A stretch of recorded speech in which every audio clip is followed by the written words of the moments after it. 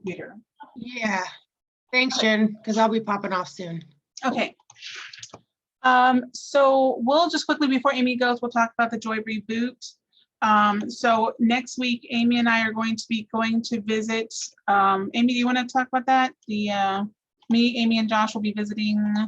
Yeah, we're going to go down to the Youth and Family Center and catch up with Lacrissa down there to see, what we can do to revamp that Junior Optimist Club. We're looking like we're going to head down there next Thursday. So we can report back on April or send everybody an update and see kind of where Lacrissa wants to head in the direction of the Joy Club at Youth and Family Center. So if anybody would like to join that as well, I mean, a lot of you know the location and everything, but it'll be all new to me, so, and Josh. So if anybody else wants to go and check it out and get involved in the Joy side of the club that we're going to hopefully reboot over at the center.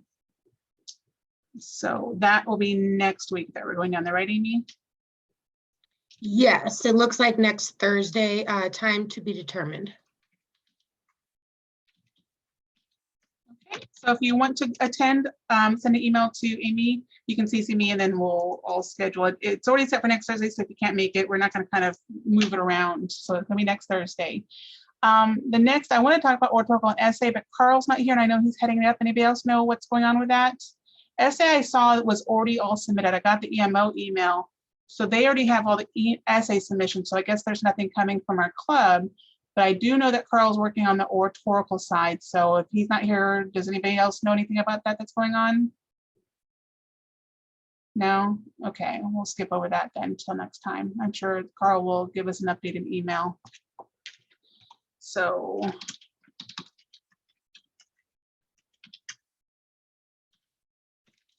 Update later. And then the other programs that are coming out from OI, I know I've talked about it before, I sent emails out. Bridget, I know, has been really busy, but we had the other musical Happiness that ended, so that's no longer open, but there is the Creed video. I don't know if, oh, there's Carl, yay. So if anybody wants to do any of the other programs, of course, that's always up there to do. Hi, Carl.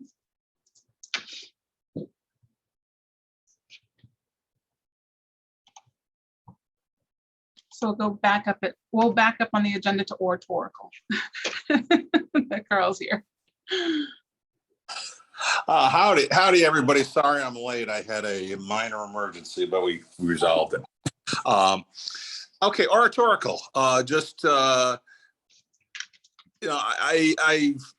sent out some emails. I don't have a candidate yet. Is John on? I just see where John is on his piece. I know he was trying. I am doing some outreach. I've had some interest from Hazelwood Central, and maybe some of the students out there would be interested in it. I'd like to do some training with them, make it a broader project, but I don't have anything definite yet. John, do you have anything for me on that one? Actually, a principal from Yateman Middle School is coming by Wesley House this afternoon, and we're going to be talking with him about that because it does include middle school, or is it just high schoolers? Oh, no, it includes middle school too. Yeah, I thought so. Yeah. So that's one of the things that we're going to be offering. That's a misconception statewide that it's only high school and only seniors, and it's not. Okay. Great. Okay. Yeah. Well, we're redoing our partnership with Yateman on a number of different fronts, and this is one of the things that we'll be talking with them about. So yeah, I'll have an update. Hopefully in between the meeting, but definitely by the time April the meeting, I'll have an update. Okay, very good. Very good. Well, that's all I need is, hopefully we can identify some candidates. I'll still explore the relationship with Hazelwood Central as well. And Carl, if you could do that, I'd love to go with, because that's my territory, Hazelwood. Oh, really? Yeah, that's my area. Yeah. My kids graduated from West. So yeah. Awesome. Okay. If you have there, I'll be happy to go with. I know a lot of the counselors and board over there. I help them get elected. Okay. Yeah, we've had a very strong outreach. That flyer was distributed to well over 100, if closer to 200 schools, and Awesome. we'll see where it goes. Oh, good, good, good. Very good. Okay. So yeah, when do you think you'll be heading up to Central for that? I hope I have that wrapped up by the end of this week, which is Okay. like tomorrow. Well, 2 days. 2 days. Yeah, if you head up that area, or if you're in the area, let me know and I'll just meet you wherever. Okay, I'm a few days behind, but yeah, not terribly so, but I will let you know. Okay, great. I'll reach Sounds back out. good. Yeah, that's exciting to see if we can get some people from Ortoco and Hazelwood area. That's really great. A lot of schools can really use the boost over there. Some scholarship money. Okay, so then the next one on the agenda, we did also talk about, Carl, before you came, we talked about the reboot of the Joy. So next Thursday, Amy, myself, and Josh, and anybody else who wants to come, we're gonna go down there, tour the facilities and look into rebooting the Joy Club there. So if you're Okay. interested in attending, just let Amy know and we'll, let you know what time we'll be there. Okay. And then I talked about other OI programs.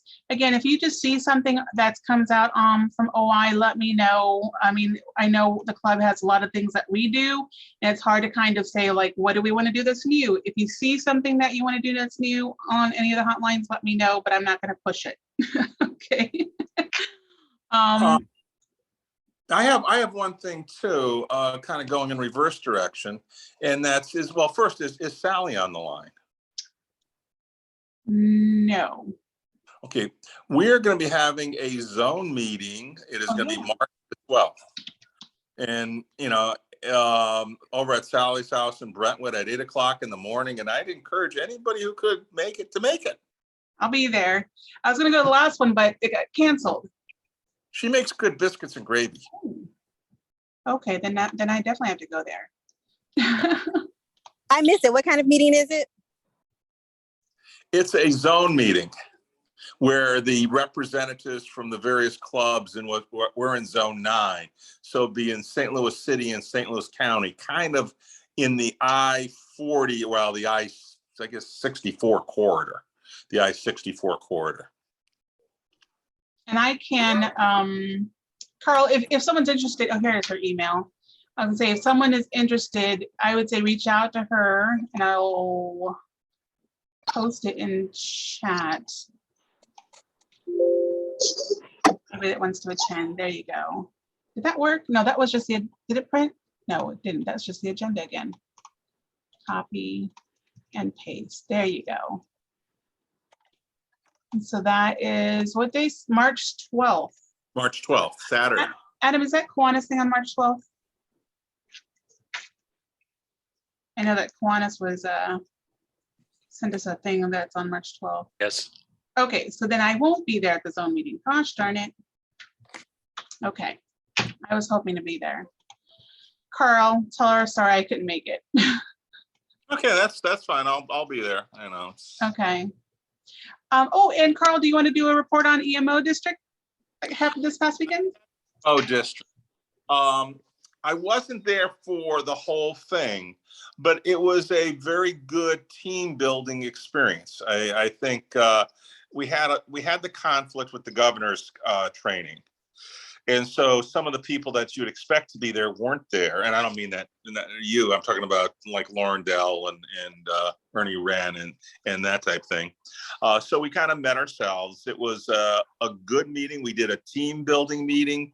We did one exercise I thought was just fantastic. We've been doing the speed dating discussions, and we went over the pillars of optimism, recognition and reward and energizing your club. And I thought it was really, and Lister Florence led it. And I think he did a really super job of energizing everybody. But other than that, I don't have a lot more to say. There wasn't anything tremendously new. The next, all of the EMO or the East Missouri meetings, are going to be in the St. Louis area this year. We've finished 2 this year already. With the third quarter meeting is April the 30th. It's going to be in Chesterfield, at a hotel in Chesterfield. I can get you the name of it. As a matter of fact, I got it right next to me right here. The hotel in Chesterfield. And the next one is going to be the Drury Plaza Hotel at Chesterfield Center. It's going to be April 29th and 30th. The afternoon of April 30th is the oratorical contest. The morning is going to be more team building and that type venture. So if you can make it, we'd love to have you out there. You know, it's good to have participation at those events. Some very nice people out there. As far as I see, I have nothing on my agenda, so I will definitely work on attending that this time. Okay, yeah, so if anybody wants to go, let's make if we get enough people from the club that want to go, we can represent. So anybody that's interested in going, let me just post a website. How's that? What do I do? EMO STL Optimist. We'll bring it up. Right. Yeah, there we go. The other thing happening after the oratorical contest, essay contest will be in CCDH contest. So it's really going to be oratorical and essay is going to be April 30th. The next thing after that is youth golf. It's going to be in St. Genevieve Golf Course. Again, it's going to be the first week of June. Really great event. They're going to be looking for both people to work it in sponsorship of a hole or lunch or things like that. We usually do that, so I expect a flyer or a request soon. But that's coming up in June. That's the next thing on the agenda. So June, you said is the golf? Golf, yeah, junior golf. In the past, we've posted the flyer at some of the key golf clubs around St. Louis to help where a lot of the high schools play, to kind of alert the students as to what's going on. They also need drivers at St. Genevieve. They got a front 9 and a back 9. The 9th hole ends at one place, and the 10th hole, unfortunately, is not like right next door. It's like way the other side of the course. So what they do is they shuttle the drivers, even though you got to walk the course. After the 9th hole, they shuttle the contestants over to the 10th hole. And so they need golf cart drivers. Okay. So Benny, say, Benny, you wanna get together at a small little group to go down and volunteer at the golf? I would be happy to. I would be happy to do that too. Yeah. Little sunshine never hurts anybody. Yeah. Okay, great. That sounds like fun. I'm not a, I volunteered on golf courses, but I still don't understand the whole game. I know miniature golf, but I'm happy to drive a golf cart. Carl, what's the date of that again? Carl, what's the date? I want to say it's the first Thursday in June, but I'll get back with you on it. I have it here. Okay. All right, I'm gonna check with Sharon as well. I'll bet you Sharon knows too. Right. The other thing we talked about is, and this is going to be near and dear to Cheryl's heart and Benny's heart and your heart, Reno. We talked about the convention in Reno. All right. June 30th to July 3rd. The Reno Tahoe area. I will be the first person to say this is one fantastic location. If you haven't been out there, this is a good one to go to. This really is. You're close to Tahoe. You can shoot up there. You can enjoy the lake and the coolness. What kind of coolness? You can come down to Reno and get burnt a little bit and go into the pool and gamble. And then, of course, go to the conference. This is good. This is a fun location. And I was looking at flights. Southwest seems to have the best rates. Under 200, you can find round trip under 200. And then, of course, go to the website for booking for the hotels for the best price on hotel rates. But yeah, I mean, you get 3 casinos in one location. It's a really, I was out there for a site visit, and it's really great. So anybody that wants to go to Reno. July 30th, June 30th, July 3rd, put that on your calendars. Carl, can I just say that your enthusiasm for Reno Like I am sold on Reno. If it's not for this conference, at some point now I want to go to Reno. Reno's, you know, it's the wrong time of year. You go up to Sparks, see the air show. It's a great place. Wonderful. But count me in tentatively for the golf piece, depending on the date. But I'd be happy to volunteer and help out with that too. Hey, if you have anybody over at the school there that's a good golfer, think about sending them. We can sponsor someone. Hey, Carl, if you need any help with a flyer for that, let me know. I can, let me know what you're looking for and I'll put something together. Okay. That flyer you're talking about? Yeah. That works great. Yeah, Carl, let me know about the golf event, the date and so forth too. So, Yeah, and if you know any, and they don't have to be great golfers, just game, willing to try, willing to learn, willing to participate. Yeah, please send them our way. Are we? I know I'm talking about before about sponsoring a whole. Are you thinking our club might want to do that this year? Well, we're going to be asked to either sponsor a hole or sponsor lunch. They give you various forms of sponsorship, or even sponsor, a golfer. So last year, I think we gave them 300. Okay. And I think that was like a whole sponsorship. That's not bad at all. 300? Is that for a whole? It's either whole or lunch. I forget which. Okay. That's not bad at all. Gary Hatfield is the person running it this year. I'll get a hold of Gary and get the specifics on that and take it from there. Okay. I'm just gonna keep having Carl talk because he does have a lot of energy. Yes. So the next one is so we did have the meeting for the grant review and discussion. So there is a committee being formed. This is, back up. The grants, the 50-ish thousand, that form is now on the website and available for everyone. So if you know somebody, I think I emailed it. It was attached to the last email sent out. So if you want to send it out, it is available now for people to do. So that's done. Checkbox on that. Jennifer, can you send a link to that, please? Sure. Let me go bring that up. So it's for Yeah, how much money? besides, $50,000? Well, not one chunk, but it'll be like divided. So we'll get the submissions and then review it and then disperse the funds. But the So total is there a limit on the request $50,000, amount? right? The total this round is 50,000. Yes. Yeah, on that, yeah. Okay. So is Yeah, there a but then you limit have on the another amount that can be round requested? Pardon? Is Then you'll have there a another limit round on coming the after amount? this. Let me check. I know it's on the form. I don't know off the top of my head. It is maximum 15,000. 15? Yeah, 15, 15. There is a direct link to the PDF right there. Got it. Okay. Okay. So that is available on the website for anybody to share and use. Okay, and we did already get, I think, one submission. So I didn't realize how much people were itching and waiting, Carl. Like, so yeah. I had a question. I sent to Tom and he didn't quite know the answer, and let me run it by you. The application procedures say it needs to be a nonprofit.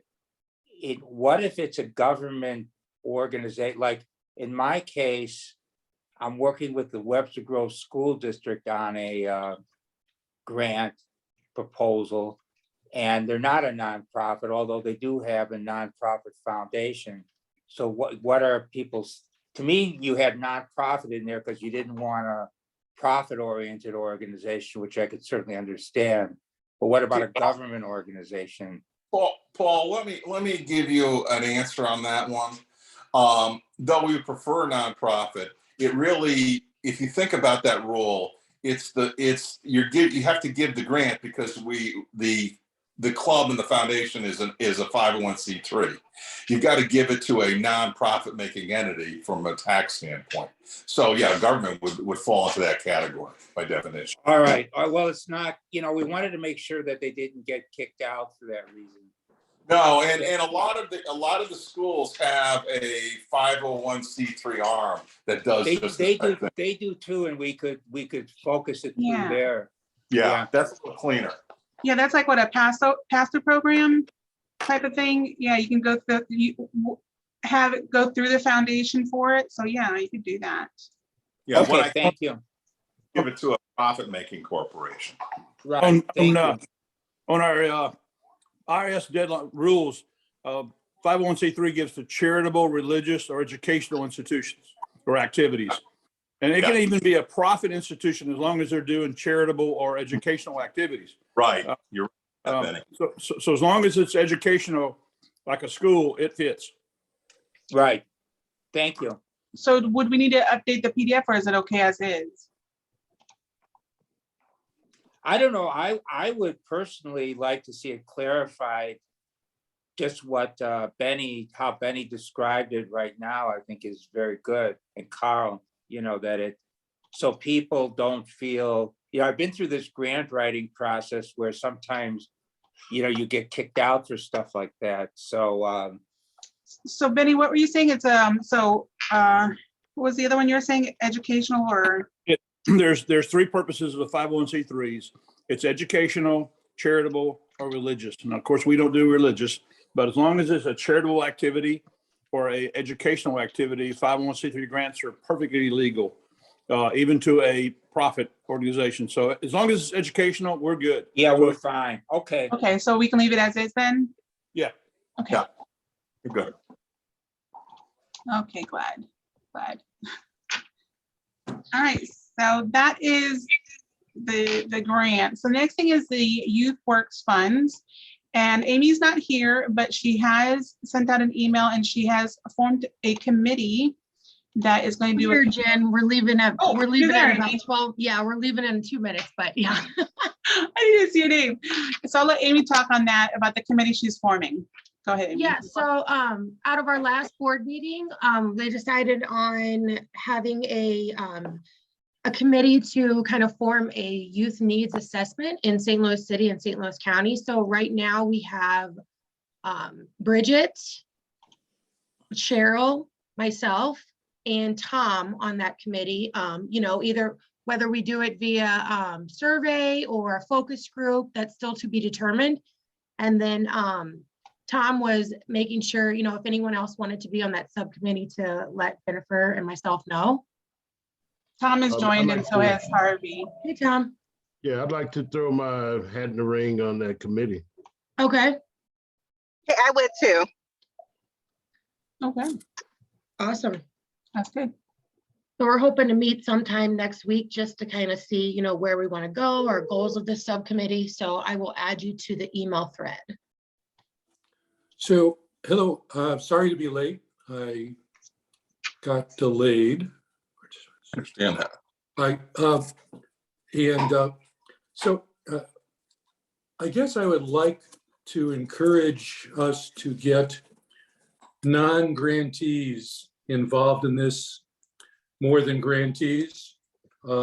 Maybe, some of our grantees could be resources to help us find people that can help us to develop our analysis. And I'm entering the conversation just at the point where several people are jumping in, and I guess for the purposes of meeting next week, I think anybody and everybody is welcome.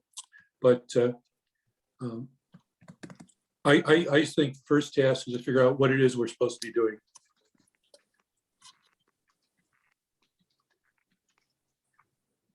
Yeah, so for the committee, if we are wanting to make sure that the committee members are non-grantees, do we propose that or vote on that? No, I'm not saying they can't be. But I want to have more. I guess I'm entering the conversation very late here. But I really thought that the suggestion that Cheryl made to have a needs analysis is good. And the reason I feel that is because we've been, for all the years I've been in the club, reacting to proposals. We say, tell us what you want to do, and then we react to that.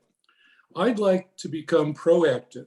I'd like to find out what the needs are, what should she do, what would we do, how should we do this? And I think until we do that, and then I think we need to figure out what's our product. Are we going to get a report that has, you think you should fund these 5 organizations? Or should we have a set of 2 or 3 priorities? Or should we just say, let's do things the way we've always done them? And that's in like, I guess maybe 45 seconds, my view of where we need to begin. I agree. I can definitely see the need to have a committee that's outside of what we are using. So I'm open to that. I think I can agree and see that that should be the direction that we use when forming a committee. Okay. And I think I what guess, Tom said makes a lot of sense, that if we could be proactive, that would be wonderful, or at least Yeah, and somewhat proactive. Yeah, and I know one of the things that Cheryl suggested was, actually, that's why Bridget would be a good contact, because actually, getting down to asking young people in St. Louis City and County, what are their likes and dislikes? What do they think they need in their community? What do they don't need? Just kind of an overall brainstorming, really, with down to the youth level, if that makes sense. and I guess the only thing I would say is that this got to be some sort of thing where we're deciding how much money goes to work organizations. I want nothing to do with it. That's the job of the board. No, it's just really to see what kind of Yeah. a Q&A for the youth, not youth any and distribution. Yeah, right, and also organizations that right. work with youth. I mean, I don't. I mean, I have no idea what, I've got some thoughts about what I think is important, but they're based on my experience as a white retired old guy, and that's not who we're serving. I guess I have a question regarding forming a committee to do this. I mean, if we go through this needs analysis and then we look at what has been submitted and we see, okay, this isn't matching up, do we default back to, well, we'll just select between what we have, or do we need another step where we need to go find organizations to meet those needs and ask them to submit? Because I just don't want to go through a process that's going to identify things that people aren't submitting requests for, and then what do we do with that? Okay. This is my take on it. I would see it as a twofold process. The first process is identify the needs in potential organizations, and the second is to go out with another RFP process.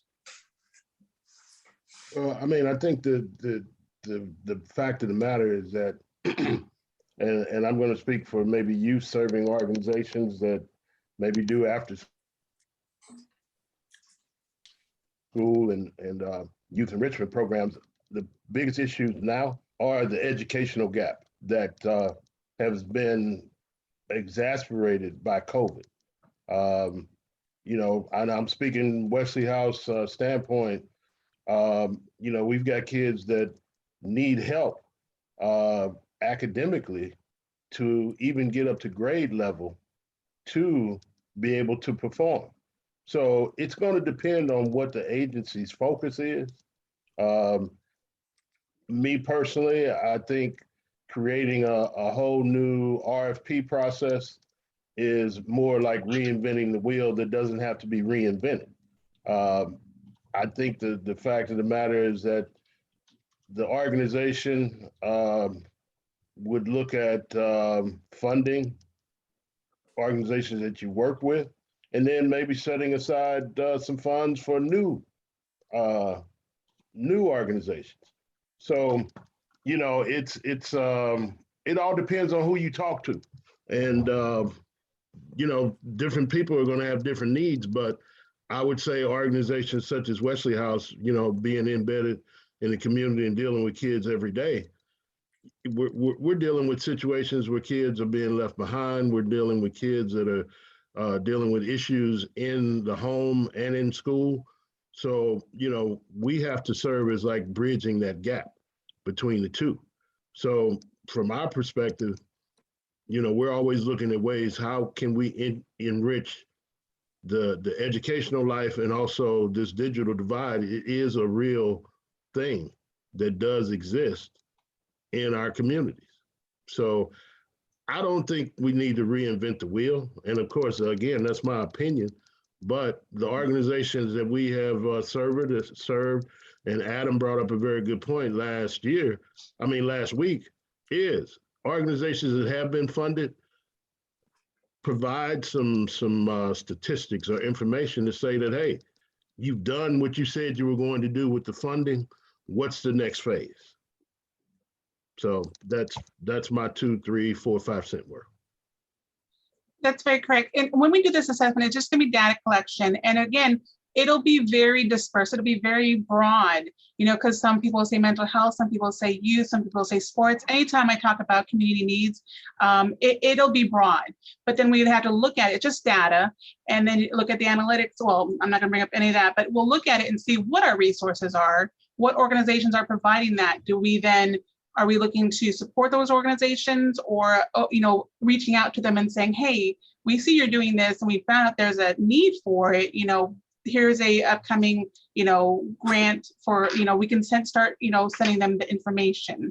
So it's too, I don't want to stop the committee before it's even started. So if people are willing to do it, it's not going to, I say, it's not a problem to have one. It's good. Information is always good to have as far as the community, because it is always changing, especially with COVID, the needs of it. So, but I do, if you want to be on the committee, reach out to Amy. And as far as being a past grantee, I would probably just say, your voice is always heard here at the meetings. So we want voices outside. I think that would be the course. I think if we're trying to move away from doing what we've always done, I think having a majority of non-grantees on this committee could be beneficial, because I know grantees or people wanting to receive the funds, they have a focus. They know what they want to apply that money to, and it's not necessarily a bad thing to have as part of the committee. But if we're trying to see those unmet needs in the community, then I think a majority of them being non-grantees could be helpful to make sure we have that broad. Well, I really don't agree, because those organizations that have been funded are meeting those needs. Okay. And so we might get, so on the other hand, we might get data back saying that we do need certain needs, and we see Wesley House is providing that. So we might say, okay, from this assessment, we found that these are needs and which are already being provided by Wesley House. How can we then support it? So there's no way of saying which direction we're going to go without having the assessment done.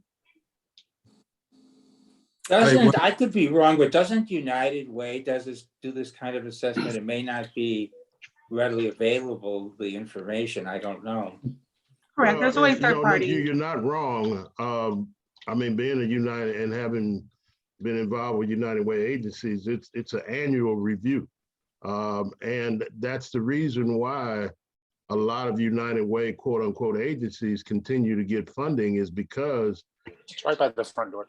The front door? Yeah, I put it on the ground. They are doing what they say they're doing with the money, because United Way changed their whole funding model about 2 years ago to address the issue of not what new problems are in the community, but how existing problems are being met.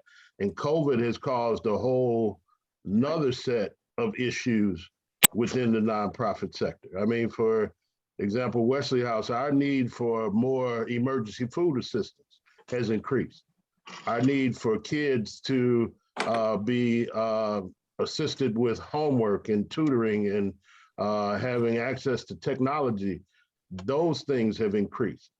Even from our senior citizens, instances of increased levels of social isolation and loneliness and all those types of things have increased. So you're correct in, I guess, in thinking that maybe new organizations may uncover new problems, but the problems that exist in the nonprofit sector or in the community, they haven't changed. They may have been, the need may have increased because of societal issues over the last 2 to 3 years.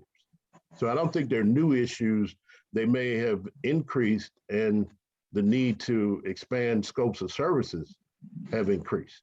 But, and I'm going to say this, Adam, I think whenever you ask a nonprofit what their needs are, they're gonna say they need something, okay? All right, regardless of who you talk to. So from that standpoint, I think it would be late in the process to do it this year, but moving into next year, you definitely may want to look at adding another layer of agencies and so forth. But I mean, at this point in the year, that may be difficult to grab that type of group together. I don't know. So to move forward, the committee is there. If they want to do it, they can. I will also send Amy, like I said, I know about the United Way, so I'll send her the reports from United Way and also the St. Louis, I think, Health STL. So we can send, those are just third-party reports that can be incorporated in their report. I don't know how they decided to have the report, but I mean, just so that it'll move forward. That way we're not delaying this committee forming and getting that assessment done. Okay. So Amy, this will not affect the request for grants that was sent out recently, asking grantees to come in by March the 20th. So Yes, this has nothing to do with it. No. That's great. That's always something, yeah. That's great. Okay. And Adam, I think you said what I was thinking much more eloquently than I was thinking it. Thank you. Oh, yeah, no problem. I just know that, if we're doing this needs assessment and we're trying to figure out what needs are we not meeting, that, that could just be a helpful voice to have. And if we're late in that process this year, that's fine. I think just keeping an eye as we're looking at what comes out of the committee and what we do next year could, just have that extra step. Thanks. And I get it. I get it from all our recipients from grants, because like I told Tom and Carl, I am on the always fundraising side. I don't know what it is to be able to write a check. I'm always, trying to get canned goods for our team's food pantry and everything like that. So I understand that, there's always going to be a need. So I don't want to feel that, when we do this, we're going to say, okay, we're not going to come back and none of it's going to be dispersed, or you're not going to get any support from it. So that's not what the goal of this, of the assessment. But like I said, it might help to see how much we can provide more, since you're already providing certain services, if they come back saying, yeah, we do need more of that, we can say, okay, we have organizations we're working with that are providing it. How can we then support that even further? So like I said, it can go both ways with the assessment. Okay, so and of course, any other discussions with that, we can always email. We can talk about it at the next meeting, which is in April, which will be here at headquarters. So next meeting will be here. I'll be open for lunch ideas. If not, it'll be like whatever I pick. You guys know I am. The last thing I wanted to talk about was new members. So I've been doing the PR. So we've been getting a lot more inquiries as far as people wanting to join. We had a couple early last year. They kind of dropped off because I sent them information. One was actually an ex-employee of the foundation. I'll send them in information, but I don't know how. I know normally we get members from OI and then from word of mouth, but if people are interested, I have two gentlemen. One just moved here from St. Louis, and another one, he's on the younger side. He is in college looking to do some volunteer work. So I was going to invite them to the next meeting, lunch and everything. Is there anything we do as far as members? Do we accept anyone? Is there any criteria? I don't know.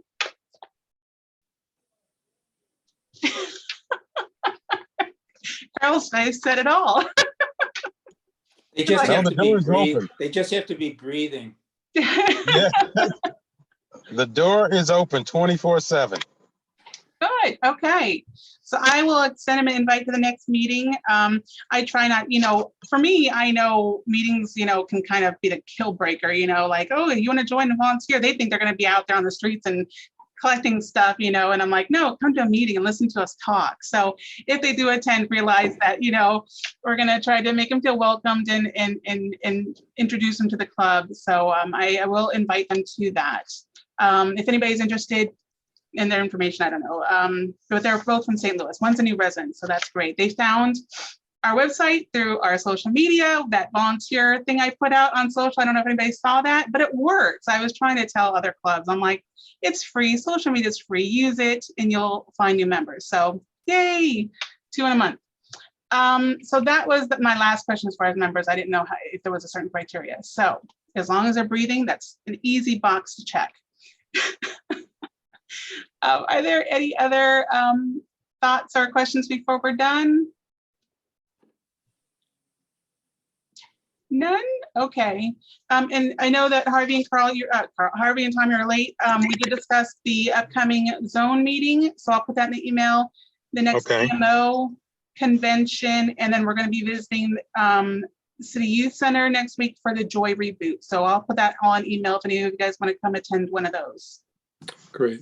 Thank you very Okay. much. I Thank you. had an unusually busy day today, and apologize for being late. And it was an important meeting, so I wanted to get in when I could and get on. So wish everybody well and hope that you all have an enjoyable day. Get outside if you can and enjoy the. I mean, Adam's already at the beach, so he doesn't have to move. Yeah, this Missouri beach, it's awesome. I don't know why anybody else hasn't found it yet. You got, Pretty I gotta say, like right there. you got a heck of a backyard. I just am impressed. So anyway, It is amazing. have a good day. I was glad to see Hey, guys. everybody. All right, bye everybody. Thank Bye-bye. you. Bye, Thank you so everybody. much. Bye, Take care. everyone. Bye. Bye.